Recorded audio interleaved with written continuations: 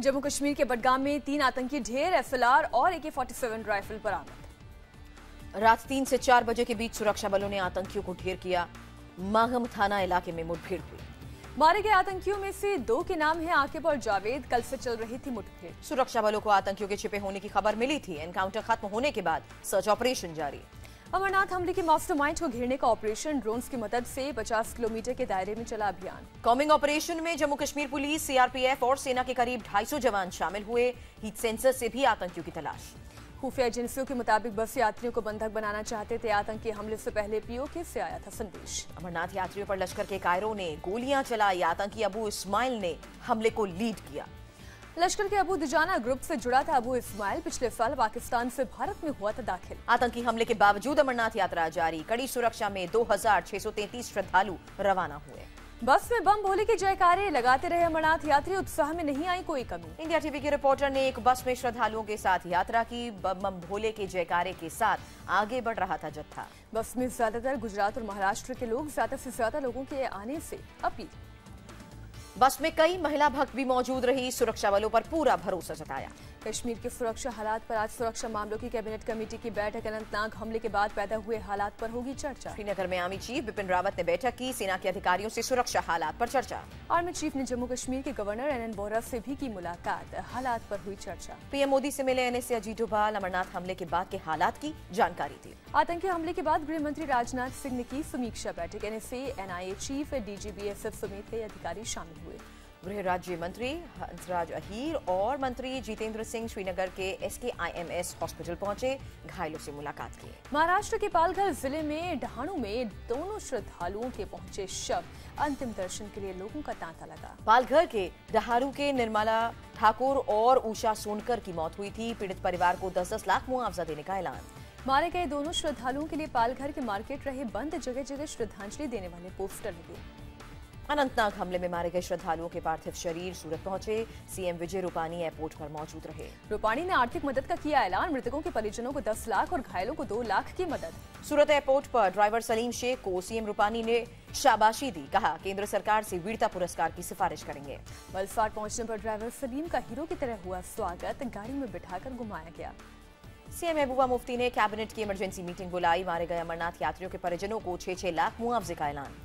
जम्मू कश्मीर सरकार ने bus driver Salim के जज्बे की तारीफ की। 3 लाख नकद अवार्ड देने का ऐलान। केंद्र ने भी मुआवजे का ऐलान किया। मारे गए लोगों के परिजनों को 7-7 लाख और घायलों को 1 लाख रुपए मिलेंगे। अमरनाथ यात्रियों पर हमले के खिलाफ श्रीनगर में प्रदर्शन। सिविल सोसाइटी के लोग और कारोबारी सड़क पर उतरे। श्रीनगर चैम्बर्स ने भी प्रदर्शन किया। बैनर पोस्टर के जरिए आतंकी हमले को इंसानियत के खिलाफ बताया। कठुआ के मुखर्जी नगर चौक पर बीजेपी कार्यकर्ताओं का प्रदर्शन। पाकिस्तान का झंडा जलाया। सामा में पुलिस ने शॉर्टकट से जाने पर प्रतिबंध लगाया। डीएसपी ने श्रद्धालुओं से सुरक्षा कवच न तोड़ने की अपील की। अनंतनाग हमले के बाद गया रेलवे स्टेशन पर हाई अलर्ट। जंक्शन पर रेलवे पुलिस ने किया फ्लैग मार्च। गुजरात के वलसाड में आज बंद बुलाया गया है। अमरनाथ यात्रियों पर आतंकी हमले के खिलाफ लोगों में है आक्रोश।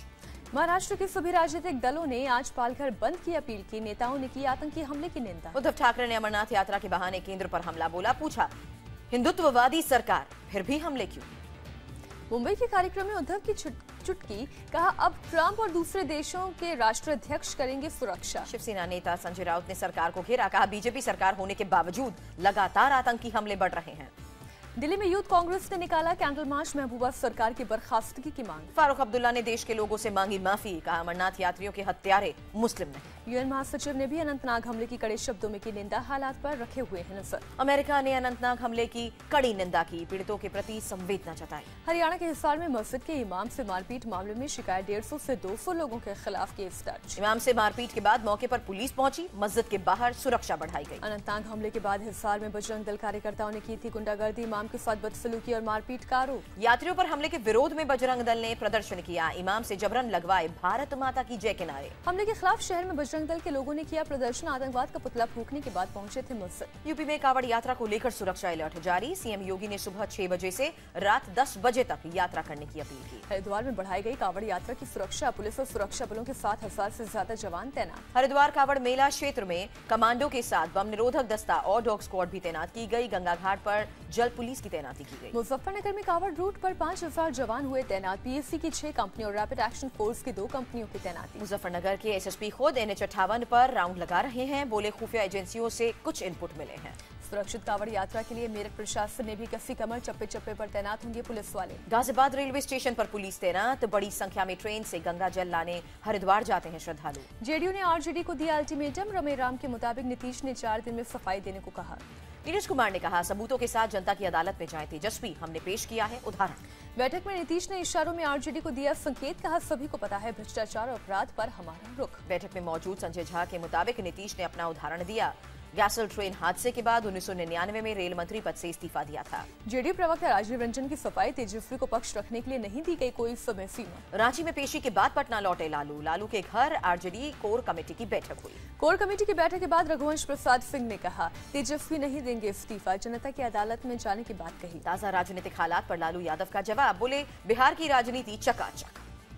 आरजेडी ने कहा, तेजस्वी नहीं देंगे इस्तीफा, रामचंद्र पूर्वे बोले इस्तीफे का सवाल नहीं उठता। बीजेपी को भी तेजस्वी के जवाब का है इंतजार। सुशील मोदी ने कहा, नीतीश के पास बर्खास्त करने के अलावा कोई विकल्प नहीं है। सुशील मोदी ने कहा, आरजेडी के पाले में है गेंद, देखते हैं सिक्सर मारते हैं या हिट विकेट होते हैं तेजस्वी। दिल्ली में ईडी के सामने लालू यादव की बेटी मीसा भारती की पेशी, 8 घंटे तक पूछताछ। मीसा के जवाब और कागजात से संतुष्ट नहीं हुए ईडी अधिकारी, आज पति शैलेश को किया तलब। बिहार के दरभंगा में पिछले 24 घंटे की बारिश से बाढ़ जैसे हालात बने, दरभंगा मेडिकल हॉस्पिटल में भी पानी घुसा। डीएमसीएच में इमरजेंसी और शिशु विभाग में हालात बदतर, घुटनों तक पानी में मरीजों का इलाज। बाढ़ की वजह से डीएम ने सभी स्कूल बंद करने के निर्देश दिए, जल निकासी के लिए अधिकारियों की तैनाती। गोपालगंज में 24 घंटे की बारिश ने खोली प्रशासन की पोल, मीरगंज के जिगना जगरनाथा पंचायत का नया बना पुल बहा। तेज बारिश से गोंडा लखनऊ हाईवे पर आरसीसी पुलिया बही, आवाजाही बाधित रही। लगातार बारिश से गोंडा में सड़क का 20% हिस्सा बह गया, दूसरे रास्तों से निकाली गई गाड़ियां। इलाहाबाद में भारी बारिश के बाद कई इलाकों में घरों में भी पानी घुसा, कई गाड़ियां डूबी। इलाहाबाद में पिछले 2 दिन की बारिश ने बढ़ाई मुसीबत, जॉर्ज टाउन इलाके थाने में घुटने तक पानी भरा। गोरखपुर में भारी बारिश से बाढ़ जैसे हालात, कई लोगों के घरों में पानी घुसा। यूपी के कौशाम्बी में 3 दिन की बारिश से हाल बेहाल, घरों और पुलिस स्टेशन के अंदर तक भरा पानी। डिप्टी सीएम केशव प्रसाद मौर्य के घर के पास स्कूल तालाब बना, कुछ इलाकों में कमर तक पानी भर गया, लोग बेहाल। अरुणाचल प्रदेश के पापनपेरे में लैंडस्लाइड से हुआ दर्दनाक हादसा, 10 लोगों की गई जान। एनडीए के उपराष्ट्रपति पद के उम्मीदवार के लिए बीजेपी और आरएसएस के बीच आज चर्चा होगी, सरकार की कोर ग्रुप में शामिल मंत्रियों की भी बैठक। गोपाल कृष्ण गांधी बने विपक्षी दलों के उपराष्ट्रपति उम्मीदवार, 18 दलों की मीटिंग में नाम पर लगी मुहर। विपक्षी दलों ने गोपाल कृष्ण गांधी से चर्चा की, सोनिया गांधी के मुताबिक उम्मीदवार बनने को तैयार हैं। ममता बनर्जी ने गोपाल कृष्ण को उपराष्ट्रपति पद का उम्मीदवार बनने पर दी बधाई, कहा आपकी विश्वसनीयता ही हमारी ताकत। राष्ट्रपति चुनाव प्रचार के लिए मीरा कुमार जयपुर पहुंची, विधायकों से अंतरात्मा की आवाज सुनने की अपील की। मीरा कुमार ने कहा, अंतरात्मा की आवाज से होता है जादू, आंकड़े बदलते वक्त नहीं लगता। विपक्ष के हंगामे के बीच योगी सरकार ने पहला बजट पेश किया, किसानों की कर्ज माफी के लिए 36,000 करोड़ रुपए आवंटन।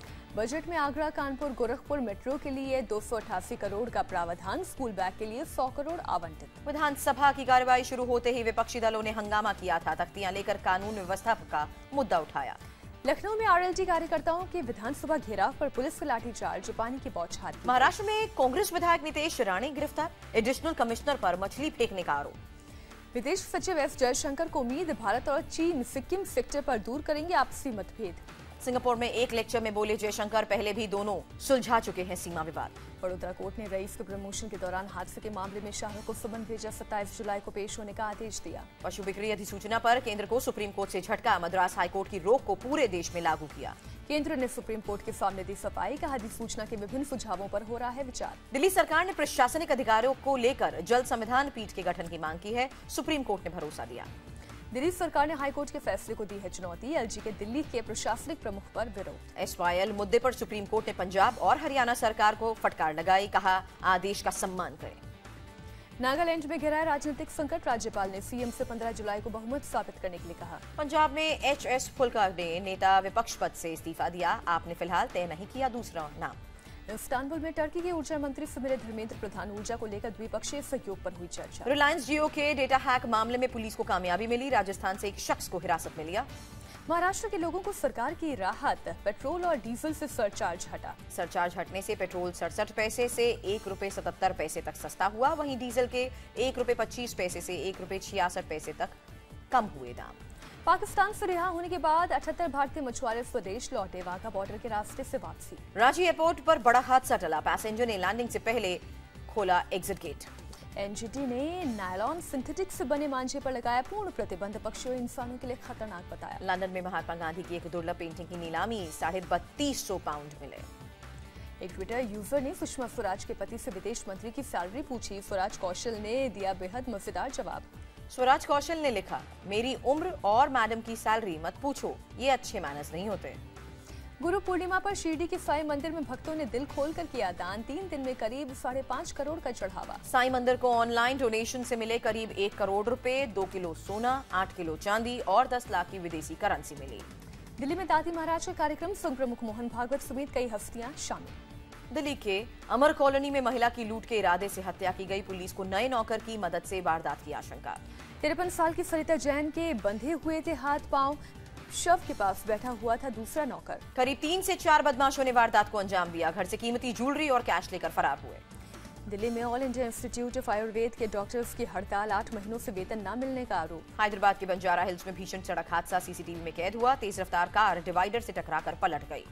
हादसे में इंजीनियर के 2 छात्रों में से एक की मौत, एक अस्पताल में भर्ती। दिल्ली के अक्षरधाम के पास स्कूल बस में आग लगी, ड्राइवर की सूझबूझ से सभी बच्चे सुरक्षित।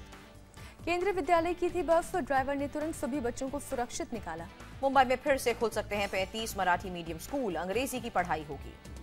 नोएडा के सेक्टर 25 में व्यापारी पर हमला करके 5 लाख की लूट, 3 अज्ञात बदमाशों ने घर के नीचे दिया वारदात को अंजाम। दिल्ली की कोंडली में होलसेल का कारोबार करते हैं 65 साल के रामकुमार गोयल, गंभीर हालत में अस्पताल में भर्ती। नोएडा के सनारपुर गांव में जिम ट्रेनर की हत्या, घर पर ही हमलावरों ने बरसाई गोलियां। बदमाशों ने आपसी रंजिश के चलते वारदात को अंजाम दिया, आरोपियों की तलाश जारी। नोएडा के जिला अस्पताल में मरीज के परिजन ने की फार्मासिस्ट की पिटाई, पुलिस ने आरोपी राजेश को गिरफ्तार किया। पत्नी के जहर खाने के बाद राजेश ने अस्पताल में भर्ती कराया था, अस्पताल पर लापरवाही का आरोप लगा।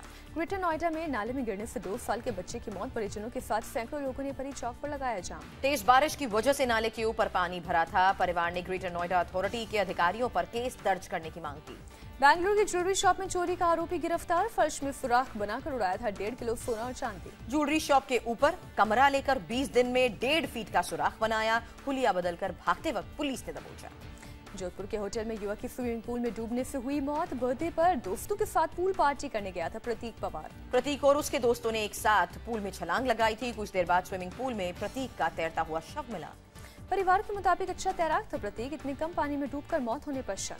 मेरठ के स्कूल में मारपीट के मामले में पुलिस की कार्रवाई, पूर्व मंत्री याकूब के घर दबिश दी। याकूब कुरैशी की बहू ने स्कूल में की थी मारपीट, सीसीटीवी में कैद हुई वारदात। नागालैंड की दीमापुर में एक पुल गिरने से दर्दनाक हादसा हुआ, 4 लोगों की मौत, 5 घायल। हैदराबाद के अफजलगंज में सब स्टेशन के ट्रांसफार्मर में लगी आग, फायर ब्रिगेड की 4 गाड़ियों ने पाया काबू। छत्तीसगढ़ के कांकेर में नक्सलियों ने बरबसपुर खदान में 19 गाड़ियों में आग लगाई, कोरर थाना क्षेत्र की घटना। तमिलनाडु के रामेश्वरम पुलिस ने जब्त किया 500 किलो विलुप्त सी कुकुम्बर, आरोपी भागने में कामयाब।